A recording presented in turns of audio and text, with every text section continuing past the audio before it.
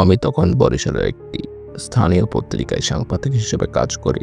খবর ছিল চরবিলাসপুর নামে এক প্রত্যন্ত গ্রামে হঠাৎ করে কিছু মানুষ নিখোঁজ হয়ে যাচ্ছে। কেউ কোনো লাশ খুঁজে পাচ্ছে না, কেউ কোনো ব্যাখ্যা দিতে পারছে না। অদ্ভুত বিষয় হলো, নিখোঁজ হওয়ার আগে তারা সবাই খেয়া নৌকা করে নদী পাড়ি দিয়েছিল। একদিন বিকালে ক্যামেরা আর খাতা নিয়ে আমি বেরিয়ে পড়লাম সেই গ্রামের উদ্দেশ্যে। চরবিলাসপুর নামটা শুনলে যেন একটা নিঃসঙ্গ বাতাস বয়ে যায়। নদী দিয়ে ঘেরা চারপাশ, মাঝে ছোট্ট একটি গ্রাম।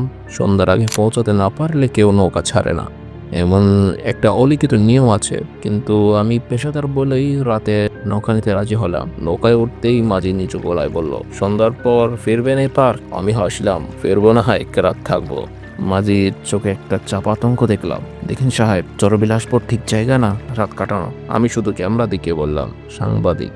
রাত 8:30 বাজে। গ্রামের পৌঁছে দেখি একেবারে নির্জন, কেবল কিছু কুয়াশা আর ঝিঝি পোকা শব্দ। গ্রামের একমাত্র চায়ের দোকানটায় একজন বৃদ্ধ বসেছিলেন। নাম বললেন মুকলেশ কাকা। আমি তাকে জিজ্ঞেস করলাম, এই গ্রামে এত নিখোঁজ ঘটনা কেন হচ্ছে? তিনি নিঃশব্দে আমার দিকে তাকিয়ে রইলেন কিছুক্ষণ, তারপর ধীরে ধীরে বললেন, এই গ্রামে একটা খেয়া আছে, রাতের আধারে যেটা শুধু ডাকে, আর যারা ওঠে তারা আর ফিরে আসে না। আমি হেসে বললাম, আপনি কি গল্প করছেন বুঝি? তিনি বললেন, আপনি রাত 12টায় দক্ষিণ ঘাটে যান, খেয়া ডাকবে, তখন বুঝবেন কি গল্প আর কি সত্য। আমি নির্ধারিত সময় কিছুক্ষণ আগে গিয়ে দক্ষিণ ঘাটে দাঁড়ালাম। নদীর পাড়ে তখন কুয়াশা নেমেছে, আর একটা অস্বাভাবিক নীরবতা ঘিরে আছে চারিদিক। হঠাৎ রাত ঠিক 12টায় দূর থেকে একটা পুরোনো নৌকার শব্দ পেলাম। চোখ মেরে দেখি একটা অদ্ভুত দেখতে খেয়া নৌকা ধীরে ধীরে ঘাটার দিকে আসছে। মাঝি দেখা যাচ্ছে না, কিন্তু নৌকাটা যেন নিজেই চলছে। আমার শিরা দ্বারা দিয়ে একটা ঠান্ডা স্রোত নেমে গেল। আমি ক্যামেরা তুলে ভিডিও করতে গেলাম, কিন্তু স্ক্রিন একদম কালো, এমনকি ফ্ল্যাশ চলছে না, মোবাইলে নেট নাই, এমনকি ঘড়িও থেমে গেছে। নৌকাটা ঘাটে এসে থামলো। আমি স্পষ্টভাবে বুঝতে পারলাম এটা কোনো সাধারণ নৌকা নয়। হঠাৎ করে কুয়াশায় ভেতর থেকে একটা আওয়াজ এলো। আওয়াজটা কেমন যেন কর্কশ, তবুও কানে মিষ্টি লাগে, যেন বাধ্য করে ডাকে। আমি পা বাড়ালাম অনিচ্ছায়, মনে হলো কারণ নির্দিষ্ট নয়, নিজের ভেতরে কিছু একটা ইচ্ছাতেই। নৌকায় পা রাখতে সবকিছু কেমন উদ্ভূত হয়ে গেল। চারপাশে হঠাৎ করে ঘাড় কুয়াশা জমে উঠল। আমি পেছনে তাকিয়ে দেখলাম ঘাট, গাছ, চর সব অদৃশ্য। নৌকা আপনা আপনি চলছে। তারপর সামনে দেখা দিল একটা চর, যেখানে অদ্ভুত সব ছায়া মধ্যে হাঁটছে। আমি নামার আগে বুঝে গেলাম এটা সেই জগৎ নয় যেটা আমি চিনি।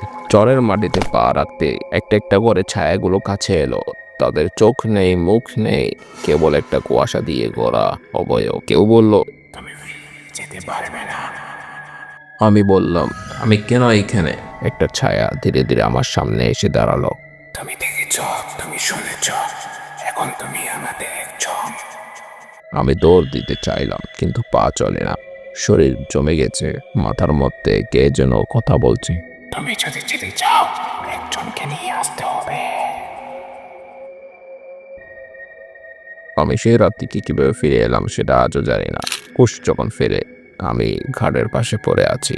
সকাল হয়ে গেছে, ক্যামেরা নেই, মোবাইল ভাঙ্গা। মুকলেশ কাকা বললেন, আপনি ফিরেছেন দেখে আমি চমকে গেছি, এতদিন কেউ ফেরেনি। আমি বললাম, ওরা বলেছে আমাকে কাউকে নিয়ে যেতে হবে, তাহলে আমি ফিরতে পারবো। তিনি কিছুক্ষণ চুপ করে থাকলেন, তারপর বললেন, আপনি এবার ফিরে যান শহরে। এই গ্রাম গল্প কেউ বিশ্বাস করে না, কিন্তু ওরা সত্যি। আজ প্রায় 3 বছর হয়ে গেছে আমি শহরে ফিরে এসেছি। ভালো চাকরি পেয়েছি, কিন্তু মাঝে মাঝে রাতে সেই খেয়া নৌকা শব্দ শুনি। বারান্দায় দাঁড়িয়ে দেখি নদী নেই, তবুও কুয়াশার ভেতরে একটা ছায়ামূর্তি দাঁড়িয়ে। একদিন দরজায় টোকা দেয়, খোলার সাথে সাথে শুনি সেই পুরনো আওয়াজ। তো বন্ধুগণ, কেমন লেগেছে এই গল্পটা? যদি ভালো লাগে লাইক, শেয়ার, সাবস্ক্রাইব করবেন, কারণ নতুন এপিসোড জলদি আসছে।